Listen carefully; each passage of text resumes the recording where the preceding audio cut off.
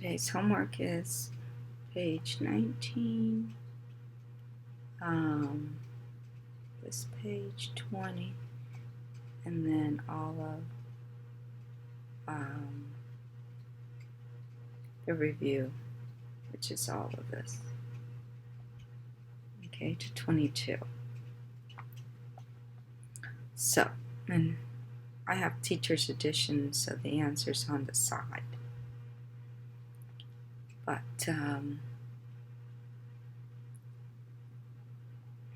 here are the answers if you want answers only right there. Okay, and here's the answers to this here.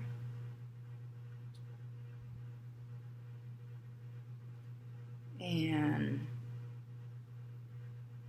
here is the answer to that there. Here's the answer to this page here. Okay, so now I'm going to go over how you would do them. I'll do a problem on each one.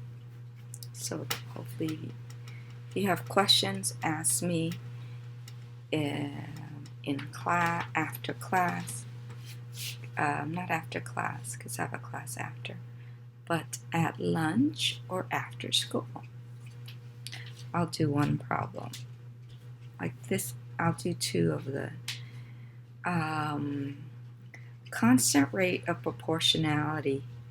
This book uses that because the line passes through the origin 0, 0.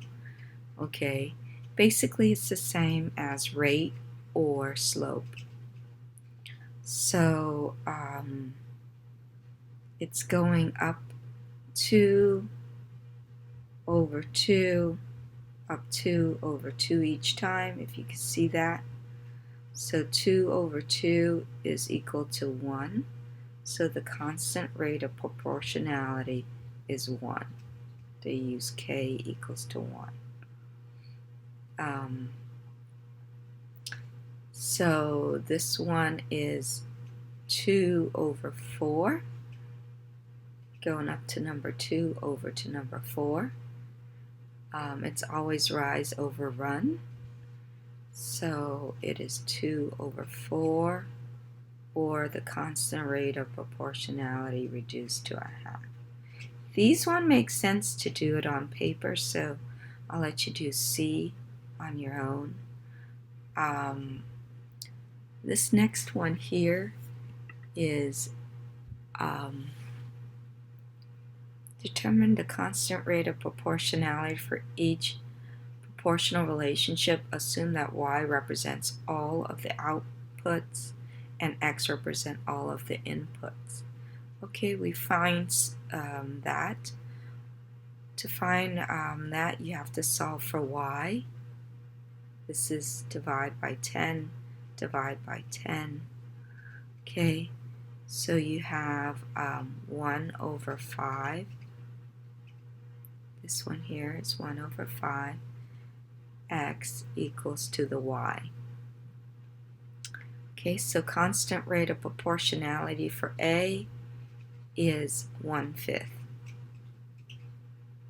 That's how they get the answer 1/5 if you go over my answers portion. Alright, so B, we have to get rid of 3 over 5. We do this shortcut is multiply by the reciprocal. This is multiply. So we're going to divide by, I'm going to write over this so I can explain to you, by 5 over 3. When we divide, we end up multiplying. If you have 5 over 3 divide by, 3 over 5, sorry, this is divide by 3 over 5. Divide by 3 over 5. When we do that, we multiply. We keep the first number the same, change that to multiplication of 5 over 3. So to do the shortcut, so we know we're going to eventually multiply 8 by 5 over 3, we just say, okay, I'll multiply it by the reciprocal. That gets rid of those two if you do cross-canceling. I hope you all know how to do cross-canceling. If not, here's a short review. 5 over 3 times 3 over 5. These two can go in one time. This one is 1 and 1. Your answer is 1 over 1 or just 1 whole. Okay? And then I hope that helps. And that's just 5 over 1. That's 1, 1y, or just y is equal to, you can't cross cancel here, so 40 over 3x. The constant rate of proportionality is 40 over 3. K is 40 over 3. Have more room. So this one here, you would put K is 1 over 5. Circle your answer. I'm running out of room here, so if I were you, I would use scratch paper. But because I have an iPad, I can zoom in and make it possible for me to show work. I wouldn't do it if I had paper, though. I would do it on separate. This is divide by 10, so I multiply by 10, multiply by 10, have y equals to 100x. So K here is 100. Constant rate of proportionality. Well, this is already solved. So constant rate of proportionality is just a half. Okay, Melanie, collect all the world's coins. She is organizing her collection into coins from Europe and coins from other parts of the world. After sorting the coins, she comes to the conclusion that 6 out of every 10 coins in her collection comes from Europe. So 6 out of 10 comes from Europe, right? Write a ratio. You should know how to do this. A total number of coins, your coins to the total numbers. 6 to 10, or you can put a fraction, 6 out of 10. Okay, Melanie collected 230 coins in her collection. Determine number of Europeans and non-European coins that she has in. Okay, non-European is 4 over 10, right? Okay, because there's 10 total altogether. If 6 is European, the other 4 is non-European, or 4 over 10, like that. Okay, let's look at European coins, or we can set it up. Okay, 6 out of 10. I use the non-European or the reduced fraction. So I'm going to use 2 over 5. Okay, the non-European coins equals to total is 230x, and then you can 5 into 230 is how many times? Goes in 46 times 46. So that's how we get our answer of 92 coins. 92 is non-European.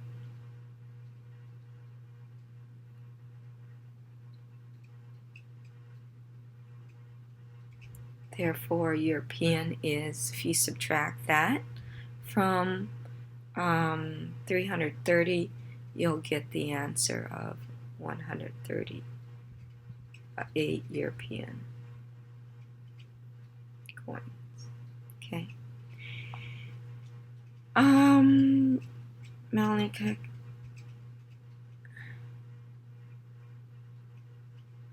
Okay. Try C on your own. Write an equation to determine the number of European coins. So for European coins, basically there are 6 out of 10 European coins.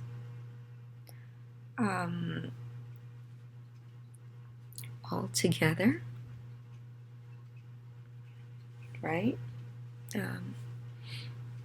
So we times, basically to find our answer, we times 6 over 10 times the total, right? On the denominator.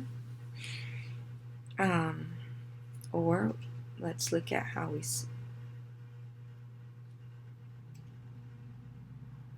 get our answer. Non-European coins, write an equation for that that's similar to graph. The following equation on a coordinate plane, label the axis of symmetry. Okay, you would, how do I do this? I'm going to add a graph paper. So for you need to add it. I'm going to add a paper.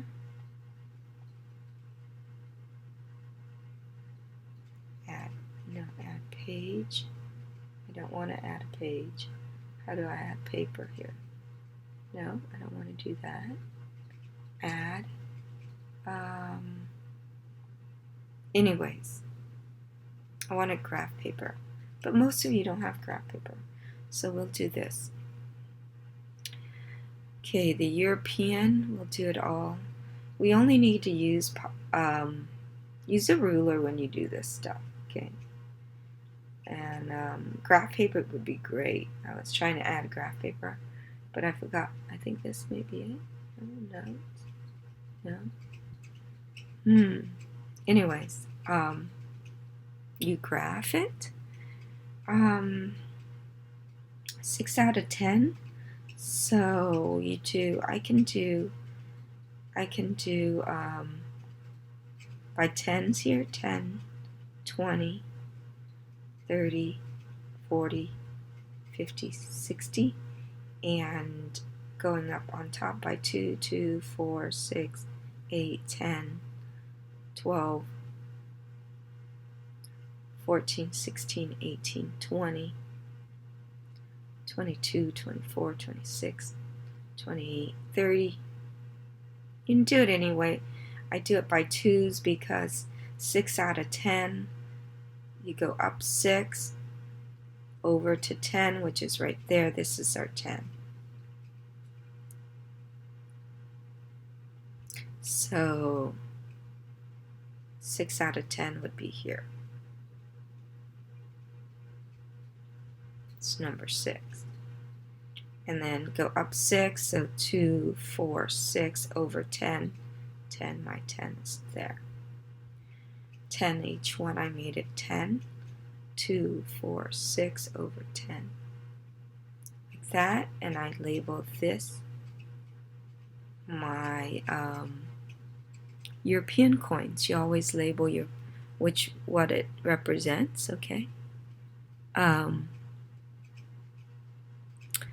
And this is the number of coins total. This is the total coins. You don't have to put number, doesn't make sense. And this is just coins all together. This is the European coin. And then you graph the non-European coins, and that's 4 over 10, right? So you got 4 over 10, so it'll be right there. 4 over 10 would be right there. 4 over 10 would be right there. 4 over 10 would be right there. Connect the dots. And that's your non-European. We'll do that, okay? All right, let's go back to the page we were on, if I can find it on mine, because it goes a long ways. I download the whole book. All right.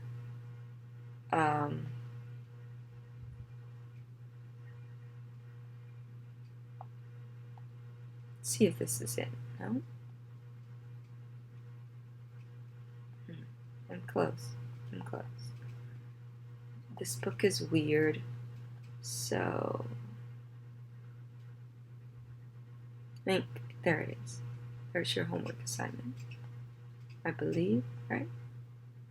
Yeah. All right. And that's how you do that one. I figured you probably have trouble with that one.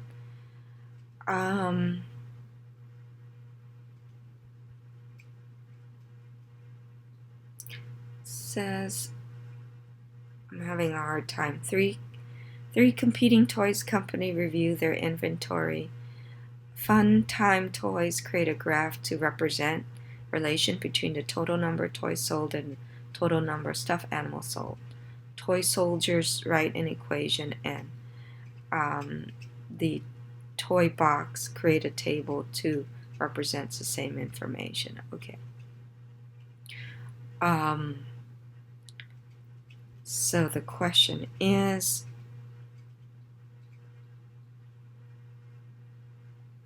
fluffy stuffed fluff animal wants to sell their stuffed animal in a local toy store. Which store should they sell their product if they hope to make the most money? Explain your reasoning. Go ahead and try that one and see what you get. And if you don't, the answer is on the side right here, okay? Oh, there's my coins. This one, they graphed it a little bit differently, but same concept. You can graph it. They numbered it differently than I did. I numbered it where it's easy for me. Okay? And that's the answer there, that one. Next page here. A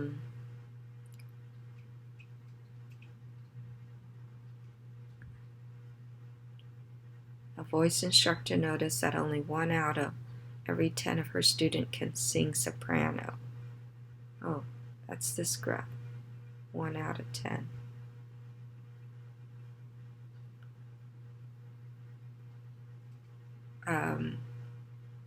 A store owner noticed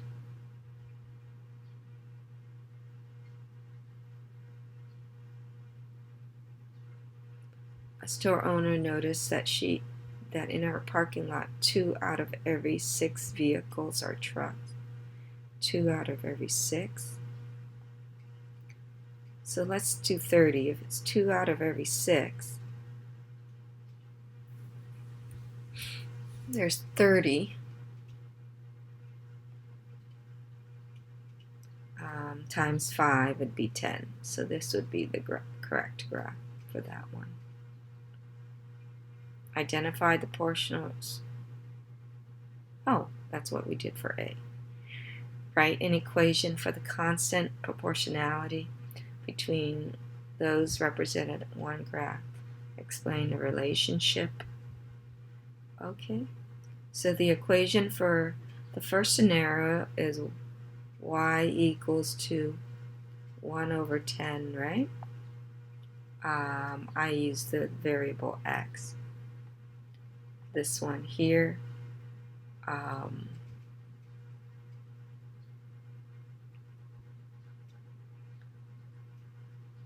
y equals 2 over 6. I would put x instead of t. Or 1/3. The best way to do it is reduce all fractions, though. The book doesn't always. Let's skip the stretch. This is all review, and review is very important that you know how to do all the review.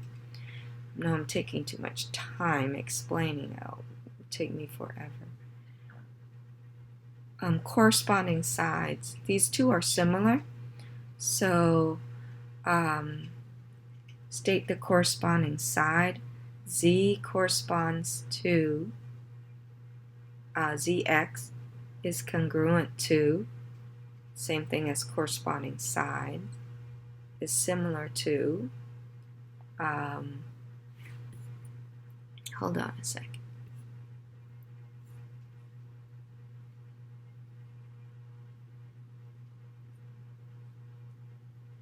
They use the word corresponds to. I'm just going to put similar to. Okay. The correct way to do it is Zx corresponds to, I'm like you guys, AC. That's what you're writing. After you write all the corresponding side, to save time, you do, to make it similar, the angle, corresponding angle. Angle Z corresponds to, we'll put correspond, corresponds to, let's just put CS, right? Angle Z is corresponds to angle C. This is similar to, is congruent to angle C, and angle B corresponds to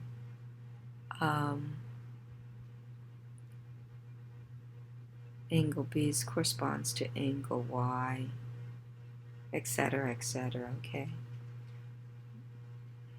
All right, there's the answer there. And here's the answer for these. This one's an easy one. To find this is important actually. Let me go over this one. To find this missing one, you go, okay, 5 corresponds to 10, and because they're congruent, equals to 4, and corresponds to the whole length, which is 4 plus x, and then you solve that using proportions. You can't size up or down, so you have to proportion. So this multiplies to that, and 10 times 4 is 40. So 5 times 4 plus x. Distributive property, 40 equals to 20 plus x, 5x.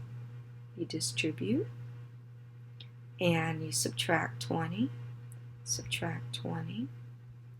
and you get 20 equals to 5x. Divide by 5, and x right here, the question mark, is 4. The missing length is 4.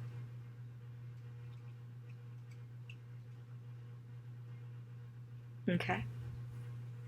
Makes sense. All together is 8. The whole length is 8, but the missing side is 4. Okay. Solve each one of these. If you look at the answer, you need to know this is easy. 72. That's 90. Subtract it from 180 to get this, okay? Because the triangle makes 180 degrees. Alternate interior are congruent. Vertical angles are congruent.